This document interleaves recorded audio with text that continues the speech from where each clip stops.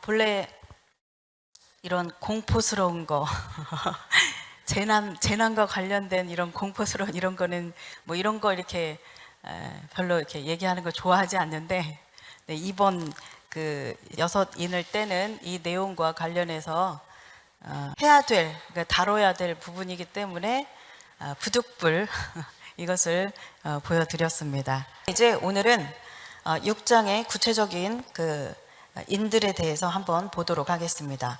먼저 1, 2절에서 말한 첫 번째 인, 이것은 미혹이라고 말씀드렸죠. 우리가 지난 시간에 마태복음 24장을 가지고 전체적인 인을 떼는 부분에 대해서 살펴봤습니다. 그리고 이제 둘째 인부터 하겠습니다. 둘째 인, 전쟁에 관한 이야기죠. 큰 칼을 가졌다 그랬습니다. 그래서 이 둘째 인을 떼는 내용은 바로 전쟁에 관한 이야기를 하고 있다라고 말씀드렸죠.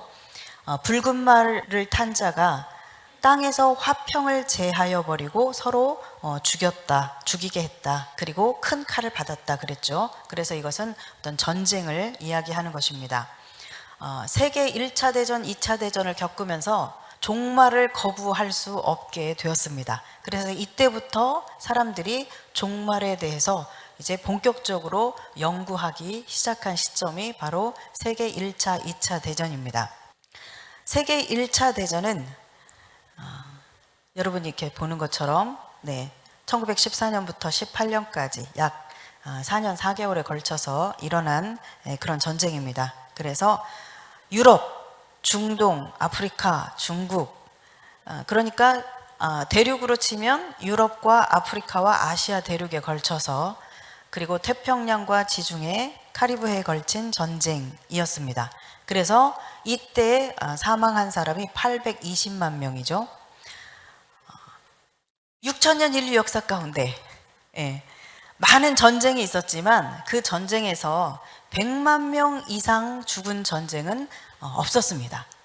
그런데 바로 이제 이 20세기에 들어서 일어났던 1차 세계대전을 통해서 820만 명이 죽게 된 그런 그 큰 전쟁이 생긴 것이죠. 그 다음에 2차 대전이 있었습니다. 2차 대전은 1939년부터 45년까지 6년 동안 있었던 전쟁이죠. 그래서 이 2차 세계대전과 우리가 관련이 있잖아요. 일본이 8월 15일에 항복을 하면서 2차 세계대전이 종식이 되죠. 이 2차 대전은 유럽과 아시아, 아프리카, 중동, 아메리카, 그러니까 대륙 가운데서 거의 대부분의 나라, 그 대륙들이, 그러니까 유럽, 아시아, 아메리카, 이런 아프리카, 이런 그 대륙들과 그 다음에 지중해, 태평양, 대서양, 인도양에 걸쳐서 일어난 전쟁이 바로 세계 2차 대전입니다. 그래서 그동안에 6천년 동안 100만 명 이상 죽은 전쟁이 없었던 이 인류 역사에서 5천만 명에서 7천만 명이 사망하는 그런 큰 칼이라고 표현을 하시죠. 여기 우리가 이 둘째 인에 보면 큰 칼을 받았다 그러죠. 아주 큰 전쟁, 이 인류 역사 가운데서 큰 전쟁이 바로 이때 일어나게 되죠. 그래서 이때 우리나라에서 한국전쟁으로 인해서 450만 명이나 여기에서도 이 한국전쟁으로 인해서 450만 명이나 죽는 그런 일이 바로 이때 생겼습니다. 그러니까 그 전에 6천년 동안 일어났던 전쟁 중에서 100만 명 이상이 죽은 그런 전쟁이 없었는데, 그냥 이 한국전쟁 한 전쟁에서만 이것으로 인해서 희생된 사람이 450만 명이었다는 것이죠. 그리고 바로 이 2차 세계대전이 종식되면서 핵이라는 것이 탄생을 하죠. 결국은 이 핵 때문에 종식이 되잖아요. 그래서 핵이 등장하게 되고, 그리고 2차 세계대전 결과로 이스라엘이 탄생하게 됩니다. 그래서 이스라엘도 바로 1948년 5월 14일에 독립된 국가로서 이제 탄생하게 되는 것이죠. 그래서 이 1차 세계대전, 2차 세계대전은 인류의 그 역사, 세계사 가운데서 정말 아주 큰 분기점이 되는 큰 사건입니다. 그리고 또 나라가 나라를 대적하고 민족이 민족을 대적해서 일어난다라고 하는 것이 이 둘째인 전쟁과 관련해서 마태복음 24장에서 이야기하는 것이었죠. 여러분들 기억나시죠?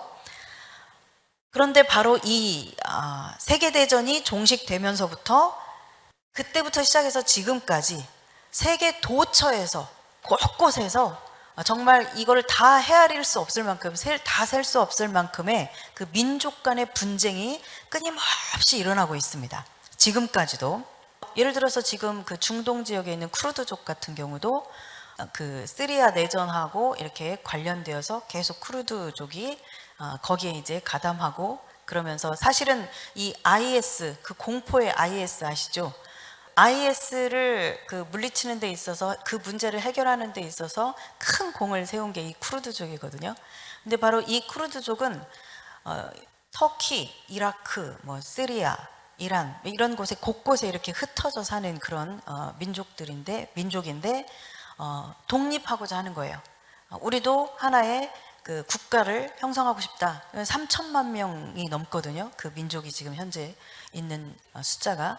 그러니까 계속해서 이제 독립을 하려고 하는데 그것이 지금 제대로 마음대로 되지 않고 있죠. 이런 그 여러 가지 문제들이 우리가 잘 알지 못하고 있지만 정말 전 세계 곳곳에서 아주 곳곳에서 이런 그 민족적인 문제들이 있습니다. 예를 들어서 우리가 잘 알고 있는 유대인들과 그 팔레스타인의 문제, 중동에서의 그 가장 화약고라고 하는 그 이스라엘 그 땅에서 이루어지고 있는 그런 팔레스타인의 문제도 세계에서 가장 골칫거리이고 대표적인 것이 바로 그 문제이죠. 그래서 팔레스타인 이 민족들이 말하자면 팔레스타인 해방기구, 사실 그 나라, 아직 나라가 아니거든요. 그러니까 우리를 나라로 인정해달라 그거거든요. 그래서 팔레스타인 해방기구라고 하는 것을 만들어서 계속해서 말하자면 이제 그 유엔에도 홍보를 하면서 그 이슬람 그 종교를 가지고 있는 무슬림들에게 그렇게 이제 홍보를 하면서 말하자면 자기들이 국가를 만들고자 하는 이제 그런 투쟁이 있고, 그래서 계속해서 이스라엘과 싸우죠. 그래서 많은 그런 그 민족 분쟁이 특별히 그 전에도 있었겠지만 특별히 2차 세계대전이 종식되면서 아주 극렬하게 그리고 아주 다양하게 일어나고 있습니다. 제가 한 15, 16년 전에 그때 캄보디아, 베트남 거기 갔을 때에도 그 킬링필드라고 아주 유명한 1970년대 있었던 대학살, 캄보디아에서 일어났던 그 대학살인데요. 이때 캄보디아 인구의 3분의 1에 해당되는 200만 명이 거기에서 학살당하는 그런 끔찍한 일들이 말하자면 그 2차 세계대전 이후에 이제 일어나는 많은 그런 비극 가운데 이제 하나죠. 그래서 그때도 저희가 이제 그 킬링필드 거기 갔다가 그날 문을 닫아서 거기에 이제 가지는 못하고 그쪽에 가면 이제 투올슬랭이라고 그 우리나라 서대문 형무소 같이 그렇게 어떤 기념관처럼 해놓은 데가 있어요. 그래서 고등학교를 이렇게 폐쇄시키고 거기를 수용소처럼 해가지고 거기에서 막 고문하고 학살하고 했던 이제 그런 장소이기도 한데, 이제 그런 그 기념관을 이제 제가 본 기억이 있는데, 그것도 민족 분쟁의 결과로 일어난 그런 비극이죠. 그리고 뭐 태국에서 또 민족적인 갈등, 종교적인 갈등 이런 것으로 인해서 1990년대부터 2000년대까지 15년 동안 거기에서 7,000명이 죽는, 그냥 이 마을에서 이 한 곳에서 지역에서만 7,000명이 죽는 그런 일들도 있고, 1994년에 르완다 뭐 유명하죠. 그래서 3개월 동안 80만 명을 살해하는 뭐 그런 일들, 그리고 200만 명이 이웃 나라로 이제 피난을 하고 하는 이런 비극들이 다 이제 그 세계대전의 결과로 일어나는 민족 분쟁입니다. 그래서 아까 말씀드렸듯이 우리나라도 세계대전은 종식이 됐는데 곧바로 6.25 전쟁이 터지죠. 얼마 안 돼서. 그러면서 그 6.25 전쟁으로 인해서 450만 명이 죽고, 뭐 이런 일들이 우리나라와 같은 그런 일들이 전 세계적으로 일어났었다라는 것이죠. 근데 이제 그런 것들이 이제 지금까지도 곳곳에서 아직도 해결되지 않아서 계속해서 진행되고 있고, 흔한 것으로는 이제 우리가 이렇게 미약한 그런 움직임들로는 뭐 미국에서도 계속 흑인 폭동 일어나고 있고, 말하자면 인종차별을 한다는 것이죠. 민족적인 그런 문제, 갈등 문제이고, 지금도 유럽이나 미국 같은 데서는 지금 계속해서 유대인에 대한 증오, 그것이 지금 계속해서 문제가 되고 있어, 심각해지고 있어요.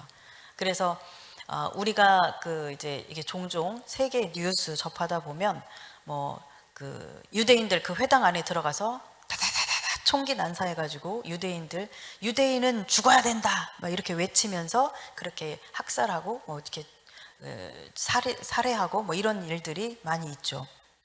그래서 그런 일들이 지금 뭐 유럽이나 미국에서도 계속 다양하게 여러 지역에서 계속 강도 높게 발생하면서 작년 같은 경우는 그 독일에서 아예 그 유대인들이 이렇게 머리에 쓰고 다니는 걸 키파라고 하거든요. 이 키파를 쓰지 못하도록 법적으로 그렇게 얘기할 만큼 이 유대인에 대한 그런 증오심과 민족적인 갈등의 문제가 심각하다는 것이죠.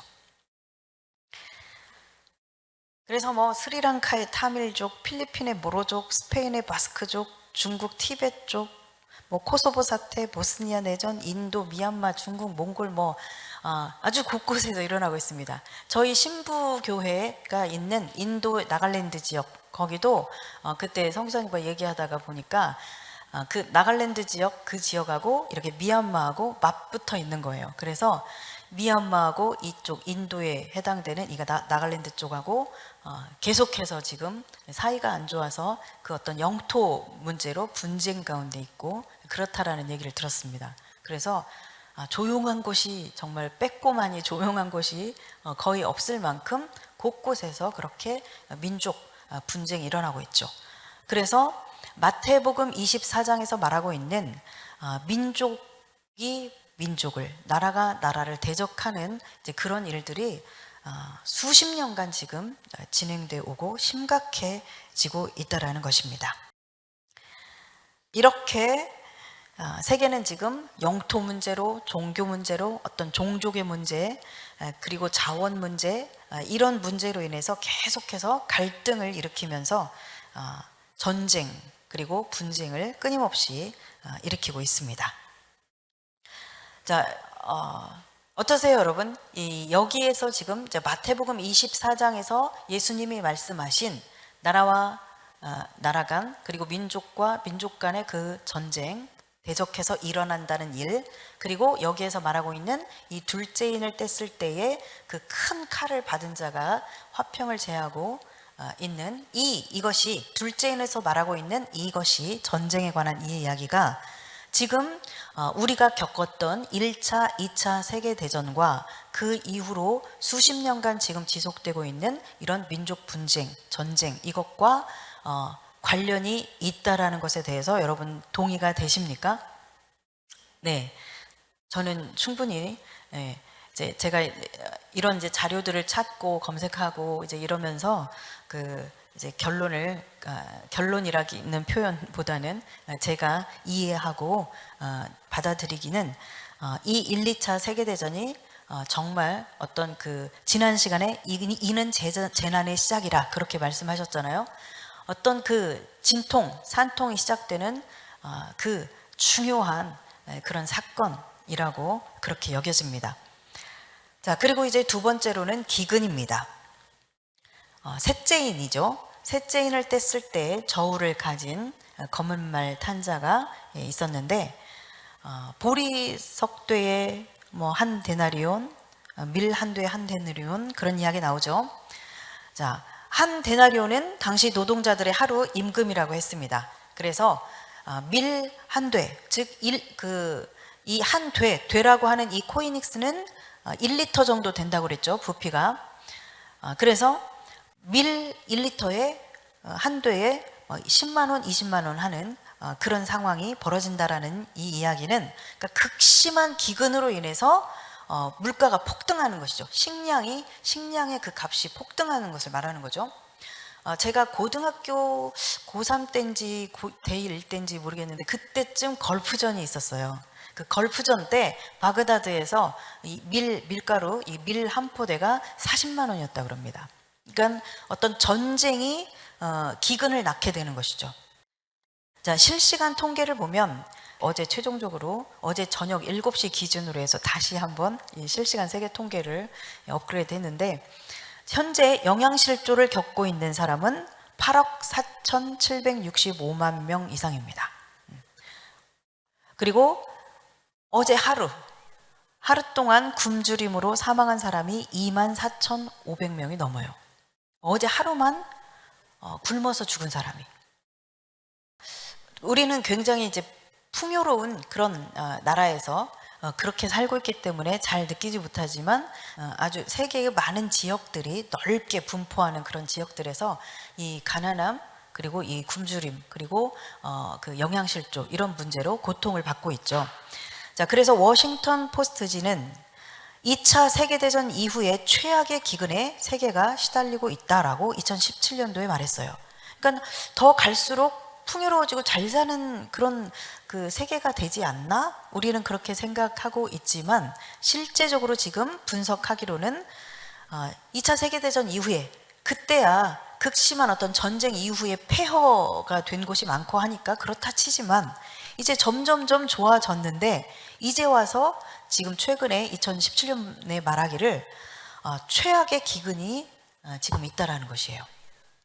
유엔 식량 농업 기구에서는 만성적인 기근이 2014년부터 시작해서 계속 증가 추세다, 그렇게 이야기를 하고 있습니다. 그러니까 지금 세계는 뭔가 그 좋아지는 것 같지만 실제적으로는 지금 이런 기근들이 증가하고 있다라는 것이죠. 민족 분쟁, 이런 전쟁과 같은 관련된 이런 것들도 계속해서 지금 증가되고 있고요. 자, 이 기근을 가져오는 그 원인은 굉장히 다양합니다. 그러니까는 옛날에는 그냥 단순했어요. 뭐 비가 안 오고, 뭐 전쟁이 있고, 뭐 이런 단순한 그런 원인 때문에 기근이 있다고 한다면, 오늘날 현대에 일어나는 이 기근의 원인들은 좀 다양하죠. 그리고 그 원인들이 정말 우리에게는 굉장히 중요하고, 왜 중요하냐면 해결하기가 참 쉽지 않은 그런 문제이기 때문에 그렇습니다. 그 중에 이제 하나가 사막화입니다. 이것도 이제 실시간 세계 통계 어제 저녁 7시 기준으로 한 것인데, 올 한 해만 사라진 숲이 468만 헥타르 이상입니다. 1헥타르는 3,025평이에요. 그냥 간단하게 3,000평이라 생각하면 돼요. 1헥타르는 3,000평이다. 그러니까는 141억 7천만 평 이상입니다. 그러니까 올해 한 해만 사라진 숲이 141억 7천만 평 이상이에요. 그러니까는 한 해 한 해 해가 거듭할수록 이 숲이 사라지고 있는데, 이 면적이 어마어마한 거죠. 올해 9월 달에 그 8월부터 시작해서 계속해서 그 미국 캘리포니아 지역에서 산불이 났잖아요. 이 산불이 한 달 이상을 계속 지속했는데, 말하자면 한 번 불이 나면 그런 식이에요. 그러니까 뭐 이전에도 계속 그래왔죠. 해마다 캘리포니아에서 불 한 번 난다 그러면 이것이 몇 주 동안 계속되고 그랬죠. 그런 산불이 1년에 한 번만 나는 게 아니라 여러 차례 난다는 거예요. 그것도 거기만 그런 게 아니라 미국 전체에 걸쳐서 다른 지역들에서도 그런 일들이 일어나는 것이죠. 그러니까 계속해서 뭔가 지금 산림이, 숲이 사라지고 있고, 그러면서 사막화가 진행되고 있는 것이에요. 그래서 이렇게 황무지처럼 버려지는 이런 곳이 감당이 안 되니까 이 세월이 계속 흐르면서 전 세계적으로 말하자면 사막화되어 가고 있는 땅들이 엄청나게 늘어나고 있는 거죠. 그래서 올 한 해만 사막화된 토지가 1,080만 헥타르 이상입니다. 그렇죠? 좀 전에 이 지금 숲이 사라진 것이 141억 7천만 평이라고 했으니까 2배가 넘는 수치죠. 2.5배 정도. 이렇게 어마어마한 그런 그 면적들이 지금 지구에서, 우리가 살고 있는 이 세계에서 계속해서 해마다 줄어들고 있다는 것이에요. 사막화가 계속 진행되고 있다는 것입니다. 그리고 기후가, 아까도 설명했지만 기후가 건조하면서 특히 이번에는 뭐 50도로 이제 그러니까 계속 지금 지구 온도가 올라가고 있잖아요. 그래서 우리나라도 재작년인가 언젠가는 정말 이 무더위가 너무 힘들어서 고통스러웠던 그 해가 있었죠. 갈수록 이제 전 세계적으로 그러니까 아주 그 선진국인 유럽에서도 미국에서도 이런 나라들에서도 이 더위 때문에 죽는 사망하는 일들이 막 벌어지잖아요, 지금. 그렇게 이제 기온이 올라가고 그리고 이제 건조해지면서 그 건조함 때문에 산불이 계속 더 많이 늘어나는 것이죠. 횟수가. 여러분들이 보셨죠? 불이 난 것으로 인해서 버섯 구름이 이렇게 이제 쫙 형성된 거. 핵이 폭발할 때 그 형성되는 핵구름 같은 버섯 구름 같은 그런 게 이 화재 때문에 이렇게 형성돼 있잖아요. 만약에 이제 그렇게 되면 이 이제 구름이 이런 구름들이 이제 많은 우리가 이제 사진으로 멀리서 찍은 거기 때문에 면적이 조그만해 보이지만 그 버섯 구름이 이제 가리고 있는 면적은 굉장히 넓겠죠. 그러면 이제 그곳에서는 햇빛이 차단되면서 그 일어나는 또 다른 2차, 3차의 문제들이 생기게 되죠. 식량과 관련한 문제들. 네, 제가 그 인터스텔라 여러분 영화 보셨어요?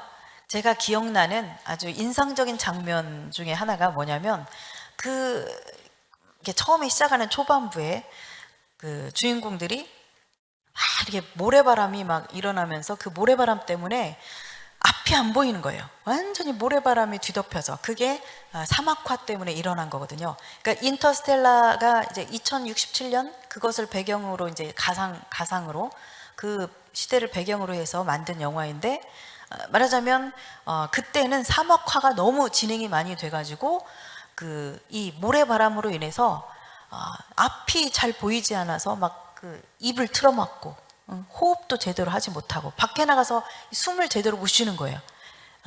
우리가 지금 이렇게 마스크를 하고 사는데 그때는 이제 이 기후의 문제가 악화되면서 이런 대기 오염 문제와 이런 먼지, 그 모래바람 막 이런 문제로 인해서 사막화가 진행되면서 그런 것으로 인해서 밖에 나가서도 지금처럼 공기 좋다 뭐 이런 것을 하기가 참 어려운 이제 그런 상황인 거죠.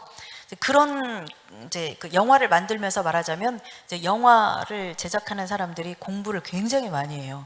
도서관에서 사는 사람들이 많죠. 이제 제작하는 사람들도 그렇고 대본을 쓰는 사람들도 그렇고 그래서 어떤 역사적인 것들 그리고 미래적인 것들, 과학적인 것들 이런 것들도 굉장히 많이 이제 공부를 하고 그것을 토대로 해서 이제 영화의 배경을 만들어가기 때문에 이제 말하자면 연구하고 그런 결과를 가지고 만든 부분 중에 하나가 인터스텔라에서 나오는 그 사막화가 오랫동안 지속됨으로써 그 모래바람이 일어서 그 앞을 잘 보지 못하고 숨도 제대로 쉬지 못하는 그런 상황을 묘사한 것입니다. 그리고 그런 어떤 그 기후 악화로 인해서 여러분 만약에 이제 그 장면에서처럼 그렇게 모래바람이 엄청나게 이렇게 부는 뭐 이런 그 상황들에서는 곡물들이 제대로 자라기가 어렵죠. 그리고 해가 그러니까 태양을 제대로 잘 받아서 자라지도 못하고 이런 문제들도 있고 여러 가지 문제들이 발생합니다. 그래서 그 영화에 보면은 먹을 게 옥수수밖에 없어요. 그러니까 아주 뭐 경제가 발전하고 최첨단의 기술을 자랑하는 그런 인간의 문명이 계속 발달을 한다 할지라도 이 그 자연의 문제, 재해 문제를 해결하지 못해서 결국은 이 다른 작물들은 제대로 자라지를 못하고 이 옥수수만이 이렇게 재배가 돼서 옥수수밖에는 먹을 게 없는 뭐 그런 상황들이 이렇게 벌어지는 이제 그런 내용들도 나오고 그러거든요. 그렇습니다. 자, 그리고 또 한 가지의 그 원인은 뭐냐면 옛날에는 이제 농업용으로 농업용수를 쓰는 정도였지만 지금은 얼마나 많이 이제 도시화되고 사람들의 그 삶의 질이 높아지면서 물을 굉장히 많이 쓰잖아요. 옛날에는 뭐 50년대, 60년대 얼마나 뭐 요즘처럼 어떤 많은 사람들은 매일 샤워하잖아요. 매일 샤워하는 사람들이 있어요. 네. 그리고 뭐 아무리 그래도 뭐 일주일에 한 번은 이렇게 샤워를 하고 뭐 이렇게 살잖아요. 그리고 많은 양의 물을 씻으면서 잘 씻어야 된다. 농약이 잘 씻겨나가야 된다. 그러면서 또 과일 하나 씻고 채소 하나 씻으면 또 얼마나 많은 물을 씁니까? 왜? 하여튼 인간의 삶의 질이 높아지면서 그 생활용수도 엄청나게 쓰고, 그러면서 또 한 가지는 공업용수를 어마어마하게 쓰죠. 그러니까 지금 이 세계에 있는 물들을, 지하수들을 엄청나게 이렇게 끓여다 쓰면서 이 산업이 발달하면서 그러면서 이제 이 물들이 점점점 줄어들고 있고 지하수가 말라가고 있는 거죠. 그러면서 이제 가뭄이 더 잦아지는 원인으로 뽑는 것이 바로 그겁니다. 나사, 미 항공우주국인 나사에서 이렇게 말하고 있어요. 전 세계의 지하수가 말라붙고 있다. 지금 나사에서 2015년에 위성으로 관측한 그 자료를 분석하면서 발표한 내용이 바로 전 세계 지하수가 지금 말라붙고 있다라고 그렇게 발표를 했습니다. 그래서 지금은 이 물 분쟁 중이다. 전 세계가 이제 그런 이야기를 하고 있죠. 그리고 골드만삭스도 다음 세기의 석유는 물이다. 석유, 이 기름으로 인해서 중동, 특히 중동과 미국과 뭐 이런 여러 나라들이 이 기름을 가지고, 석유를 가지고 이렇게 싸워왔는데, 이제는 21세기는 물 가지고 전쟁을 할 것이다라는 것이죠. 그래서 21세기 인류는 물 부족으로 고통받을 것이다, 이런 이야기를 했습니다. 그래서 이렇게 가뭄이 들고, 기후 악화로 가뭄이 들고, 그 가뭄으로 인해서 그리고 기후 악화로 인한 그런 가뭄으로 인해서 또 건조해지면서 산불 등과 같은 그런 것들이 또 진행되면서 사막화가 되고, 이런 것들이 막 계속 악순환되는 거죠. 서로가 서로에게 영향을 미치면서, 그러면서 이것이 곧 식량난의 문제로 이제 발생하게 됩니다. 그래서 이 둘째인에서 말하고 있는 셋째인에서 말하고 있는 이 기근의 문제가 바로 이런 사막화와 그리고 가뭄과 그다음에 전쟁과 이런 것들과 다 연관이 돼 있는 문제예요. 저는 처음에 이렇게 요한계시록을 읽을 때 그러니까 전쟁, 그리고 기근, 뭐 이런 것을 볼 때, 그리고 전염병, 이제 이런 것들을 이렇게 보면서 크게 와닿지 않았어요. 왜냐하면은 지금과 같은 우리가 살아가고 있는 이 좋은 환경에, 이 시대에 이런 것이 과연 그렇게 이렇게 와닿지 않았거든요. 근데 이제 점점점 연구하면서, 그리고 이제 이런 자료들을 찾아가면서 보니까 기가 막힌 거예요. 그러니까 이게 2000년이 넘진 않았죠. 약 2000년 전에 쓰여진 거잖아요. 약 1900 몇 년 정도 됐는데 2000년 전에 쓰여진 이 예수님이 하신 이 말씀이 기가 막히게 지금 우리가 살아가고 있는 이 시대에 일어나고 있는 거예요. 예수님이 2000년 후에 일어날 그 일을 아시고 보시고 이것에 대해서 예언하신 거죠. 계시해 주신 것이죠. 그래서 나라와 나라가 뿐만 아니라 민족과 민족이 서로 대적하여 일어난다라고 예수님이 그렇게 말씀하셨던 그것이 기가 막히게 정말 이 시대에, 우리가 살고 있는 이 시대에 엄청나게 지금 일어나고 있구나.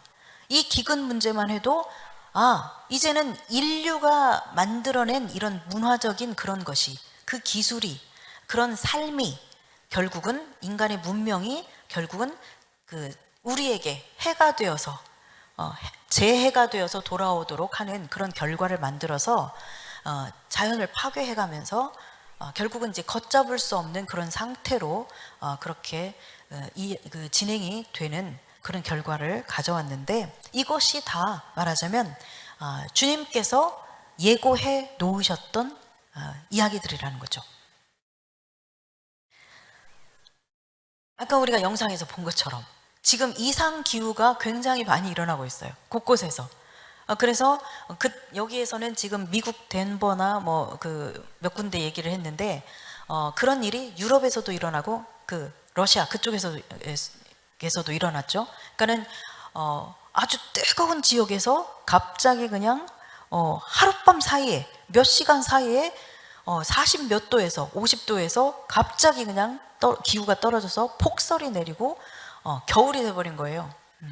그리고 아주 추운 곳에서 갑자기 막 더워가지고 거기에서 수영을 하고 막 이런 일이 생기고 뭐 이런 일들이 지금 일어나고 있어요. 이상 기후들이 계속해서 일어나고 있어요. 제가 우리 큰아이 그 졸업식 때 그때가 5월 중순이었거든요. 5월 14일, 15일 뭐 그 정도였을 거예요. 그 이제 뉴욕에서 그 뉴욕 주립대에서 이제 졸업했으니까 거기에서 이제 졸업식을 갔는데 제가 혹시 몰라서 이 파카 저 자주색 저 목사님이 지금 입고 계신 저 파카를 입고 갔는데 그거 입고 가서도 얼마나 덜덜덜 떨었는지 아주 정말 죽을 뻔했습니다. 그거 안 가지고 갔으면 정말 참석 못하고 돌아올 뻔했어요. 날씨가 그 전날은 굉장히 더웠거든요. 그 전날이 아니라 그리고 나서 이틀 후인가 그 이제 그 맨하탄 쪽에 있는 거기 공원을 갔는데 그때는 반팔을 입었는데도 너무 더워가지고 막 이 벗고 반팔만 입고도 막 더워가지고 막 이랬거든요. 지금 날씨가 그래서 제가 크레이지라고 내가 이게 아주 이 뉴욕 날씨가 정말 야 이거 미쳤다. 제가 막 그렇게 말을 했는데 정말 뭐 엄청 추워가지고 파카를 입고도 막 덜덜덜 떨고 막 이렇게 있었는데 이틀 후에 너무너무 더워가지고 막 이러고 그런 이상 기후들 이런 기후들이 지금 엄청나게 전 세계적으로 일어나고 있는 거예요. 이것이 말하자면 인재인 거죠. 인재. 사람이 만들어낸 재해가 되는 거죠. 그렇게 되면 여러분 이제 그렇게 갑자기 그렇게 되면 냉해를 입겠죠. 이 식물들이, 곡식들이 그러면서 이제 식량난과 또 연결이 되고 그래서 이런 어떤 그 문제들이 다 식량 문제와 연결이 되는 것들이죠. 더군다나 올해 또 이 사막 메뚜기 어마어마했죠. 제가 시간이 됐으면 제가 이제 가지고 있었던 그 영상을 보여드렸을 텐데 그거 보면 정말 끔찍해요. 이 메뚜기가 얼마나 끔찍한지 어마어마합니다. 이 메뚜기 크기도 이 손보다도 더 커요. 그런 어마어마한 크기의 이 메뚜기들이 정말 엄청난 번식력으로 그냥 뭐 한 몇 주 있으면은 어마어마한 분량으로 이게 늘어납니다. 그리고 이 메뚜기가 한번 쫙 지나가면 제 기억에 하루에 35,000명이 먹을 식량을 그냥 하루에 한 번에 쫙 지나가면서 싹 먹어버리는 거예요. 하루에. 그런 그 재앙이 메뚜기 재앙이거든요. 그러니까 그러니까 이전에 이 성경에 보면 이 메뚜기 재앙이라고 하는 것이 어떤 것인지 제가 나중에 기회 되면 한번 보여드릴게요. 네. 그래서 그런 여기 영상은 너무 약하더라고. 그런 그 메뚜기 재앙. 아유, 요즘에 무슨 메뚜기 재앙. 우린 그랬잖아요. 그런데 그 메뚜기가 아프리카에서 시작해가지고 정말 온 중동 지역을 싹 훑고 저기 파키스탄, 인도, 중국까지 그렇게 왔잖아요. 그래서 그것이 몇 달 전부터 이제 출발했다. 메뚜기님들께서 지금 출발하셨다. 그 소식을 들으면서 중국이 방글라데시인가? 그 어느 나라에 자기 나라로 오기 전에 나라 거기에다가 그 10만 마리 오리를 지원을 해줬어요.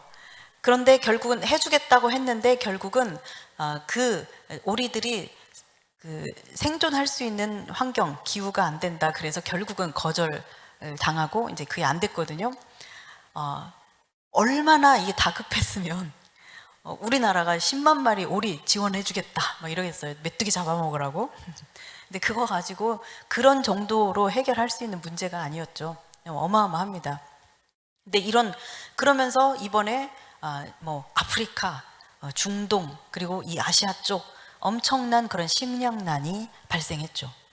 그러니까는 우리가 참 이 교만할 수 없는 게 인간의 나약함이에요. 인간의 존재라는 것은 하나님 앞에서 결국은 자연을 통해서 하나님이 하시는 일인데 이 하나님 앞에서 우리가 뭘 거들먹거릴 만한 그런 게 없어요. 네. 그냥 메뚜기 한번 쫙 풀면은 그냥 쫙 전 세계로 훑어가면서 그냥 해치워버리고 그러면 우리는 이제 허덕이는 거죠. 그래서 이제 이런 그 많은 다양한 그런 원인들, 이런 문제들과 맞물려서 이제 심각하게 일어나는 문제가 바로 물 문제입니다. 나일강을 가지고 에티오피아와 이집트가 엄청 싸웠고 싸우고 있죠. 지금도.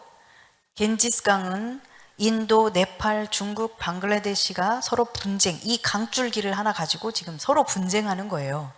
그리고 메콩강 하나 가지고 미얀마, 태국, 베트남, 캄보디아, 중국, 라오스가 서로 분쟁을 하는 거예요.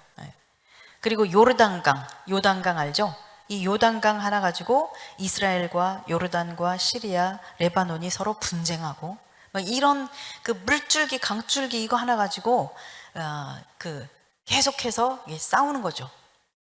이런 일들이 일어나고 있습니다. 예를 들어서 나일강을 뭐 에티오피아가 르네상스 댐이라고 하는 것을 이렇게 이제 건설했거든요. 그랬더니 이 나일강의 90%를 의존하고 있어요. 이집트 사람들은. 그 물로 먹고 사는 거예요. 그런데 쟤네들이 댐을 만들어서 물줄기를 조절을 하는 거죠. 다 안 보낸다는 거죠, 물을. 그러니까 이제 막 전쟁 직전까지 가는 거죠. 이런 문제로. 그런 비슷한 일들이 많이 있습니다. 그 터키가 지금 여하튼 문제가 많아요. 터키가 그런데 19개인가 20개인가 뭐 이렇게 댐들을 많이 만들었는데 그 중에 하나도 일리스 댐이라는 게 있는데 이 댐 하나 만들어 놓고 이제 이라크가 또 초비상이었죠. 왜냐면은 사실 지금 티그리스강, 유프라테스강이 말하자면 중동을 먹여 살리는 굉장히 중요한 물줄기거든요. 뭐 티그리스강, 유프라테스강을 중심으로 해서 메소포타미아 문명이 발달했잖아요. 그 문명이 그 땅에 발달한 것도 이 강줄기를 중심으로 사람들이 모여 살기 때문에 물을 먹고 살아야 되기 때문에 이제 그런 건데 이 두 강줄기를 가지고 말하자면 그 나라들이 지금 뭐 이라크, 터키나 시리아나 결국은 이런 그 물들을 가지고 이제 먹고 살아야 되는데 이라크가 이 그 강으로 인해서 70%를 의존하고 있는데 터키가 딱 이 지금 댐을 만들어 버린 거죠. 티그리스강 이쪽의 물 흐름을 조절하는 거지. 다 안 보내는 거죠, 말하자면. 그러니까 이라크에서 이제 막 비상이 걸리면서 막 이제 또 막 싸우고 그런 문제가 발생을 하죠. 앞에서 에티오피아가 댐 건설했다고 이집트가 그렇게 막 그래놓고 지들도 또 댐을 만들어가지고 아스완 댐이라고 하는 것을 만들어가지고 또 그것으로 인해서 아프리카 수단하고 또 전쟁 직전까지 가고 뭐 이런 일들이 일어나고 있어요. 점점 더군다나 지금 티그리스강, 유프라테스강도 점점 물이 줄어들고 있고 지금 요단강도 지금 굉장히 줄어들고 있잖아요.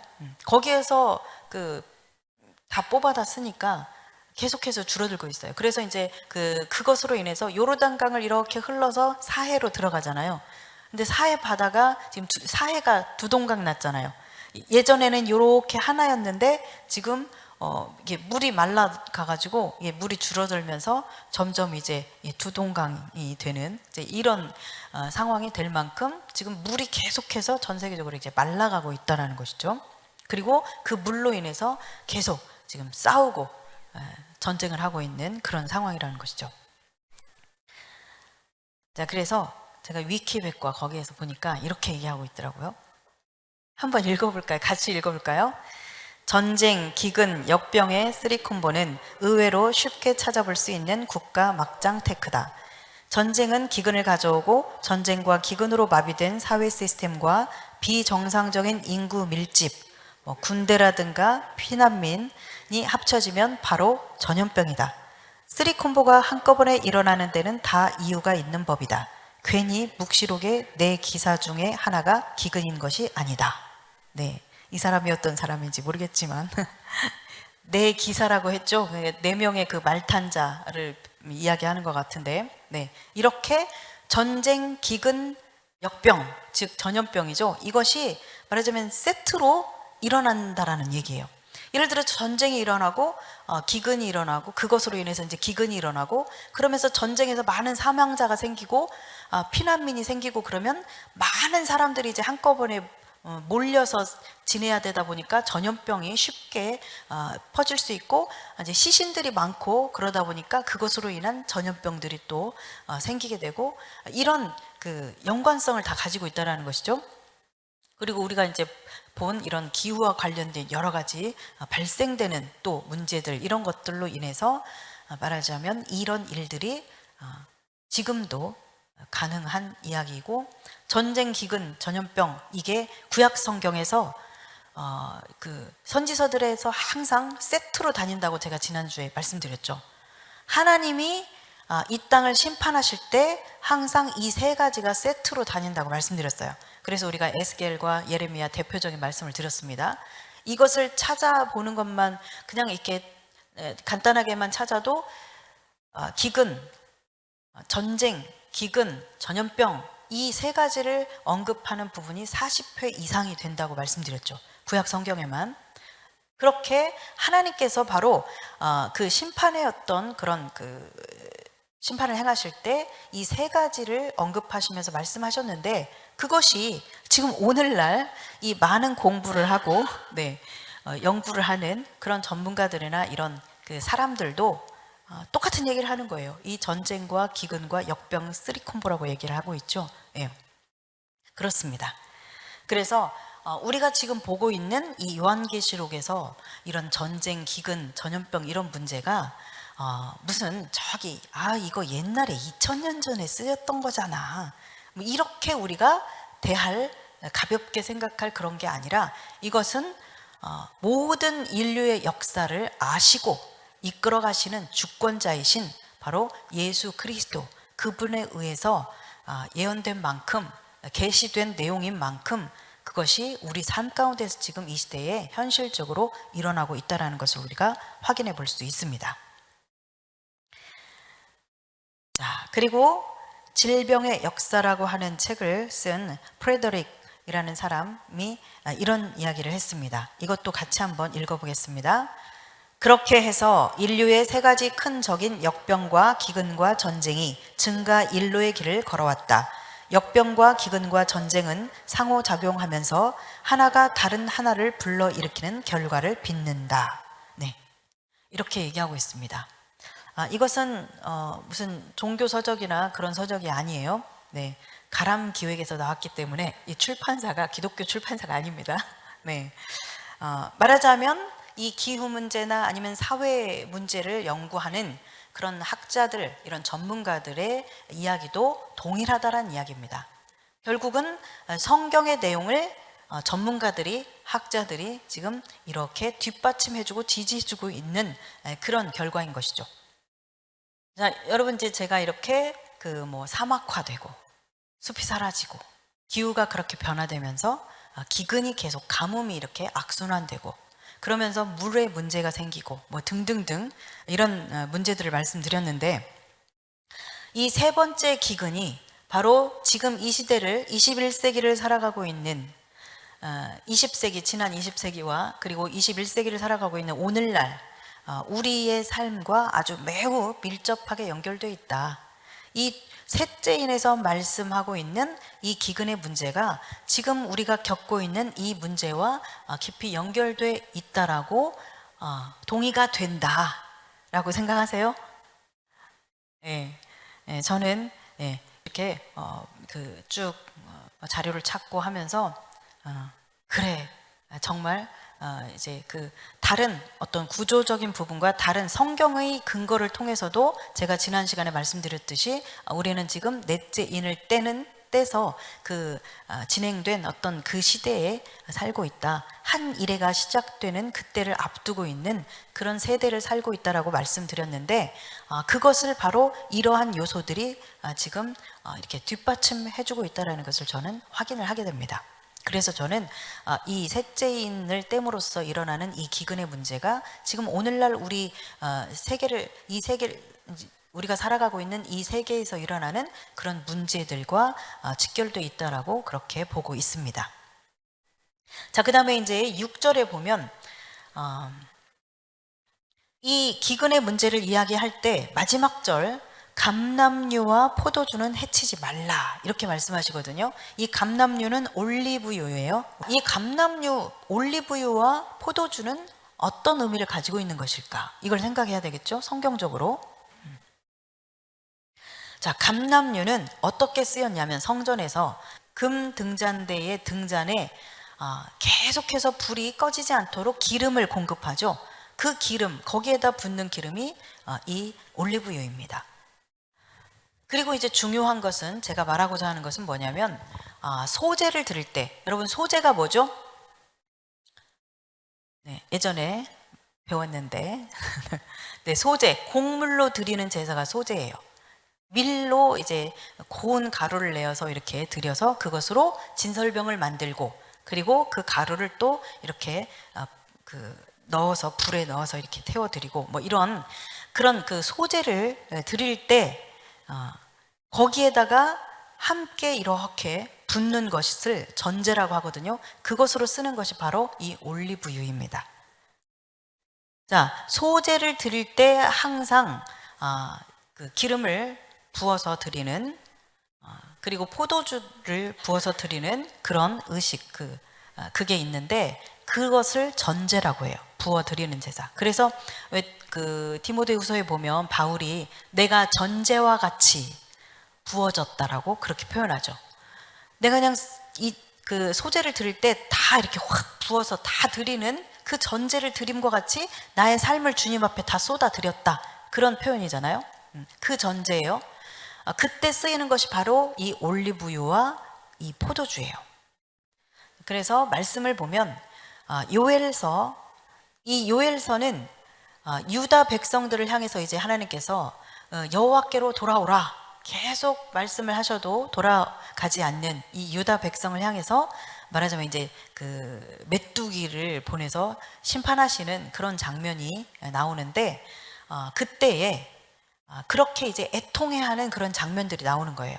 요엘 1장 9절 한번 읽겠습니다. 소제와 전제가 여호와의 성전에서 끊어졌고 여호와께 수종드는 제사장은 슬퍼하도다. 네, 다른 많은 제사들이 있지만 특별히 이 요엘서에서 이 소제와 전제를 언급하고 있거든요. 이제 이 성경을 연구하면서 이 감람류, 포도주 뭐 이런 것들이 무슨 의미일까? 이제 이런 것을 보면서 이제 제가 이렇게 성경 말씀들을 하나하나 찾아가면서 이런 게 발견되면 이제 이때 기쁨이 넘치는 거죠. 야, 여기에서 그 기근으로 인해서, 메뚜기 재앙으로 인해서 기근이 일어나는데 그 기근 때문에 일어난 그 애통해하는 그 장면에서 바로 이 소제와 전제를, 뭐 번제라든가 다른 거 언급하는 게 아니라 이 소제와 전제를 언급하면서 슬퍼하는 장면이 나오는 거예요. 이 말은 무슨 말이냐? 소제, 전제가 성전에서 끊어져서 제사장이 슬퍼한대요. 제사장이 슬퍼한다는 얘기는 제사를 못 드리게 됐다라는 얘기죠. 그 다음에 1장 13절에서도 같이 읽겠습니다. 제사장들아, 너희는 굵은 배로 동이고 슬피 울지어다. 제단에 수종드는 자들아, 너희는 울지어다. 내 하나님께 수종드는 자들아, 너희는 와서 굵은 베옷을 입고 밤이 새도록 누울지어다. 이는 소제와 전제를 너희 하나님의 성전에 드리지 못함이로다. 아멘. 네. 그러니까 이 지금 성전에서 제사를 섬기고 성전을 섬기는 제사장들을 말하는 거죠. 제사장들아, 이 베옷을 입고, 그러니까 이 베옷을 입는다는 얘기는 회개하는 거예요. 애통해할 때, 애곡할 때, 회개할 때 붉은 베옷을 입는 것을 이야기하죠. 구약 성경에 보면. 그래서 너희들이 와서 회개해라, 애통해해라, 이거 봐라, 지금 이제는 전제도 소제도 드리지 못할 상황이 됐다, 뭐 이런 이야기를 하고 있는 거예요. 그래서 이 6장 6절에서 말하고 있는 감람류와 포도주를 해치지 마라, 이 의미는 바로 성전 제사를 드릴 수 있도록 이 부분은 건드리지 말라라고 하는 어떤 하나님의 명령인 것이죠.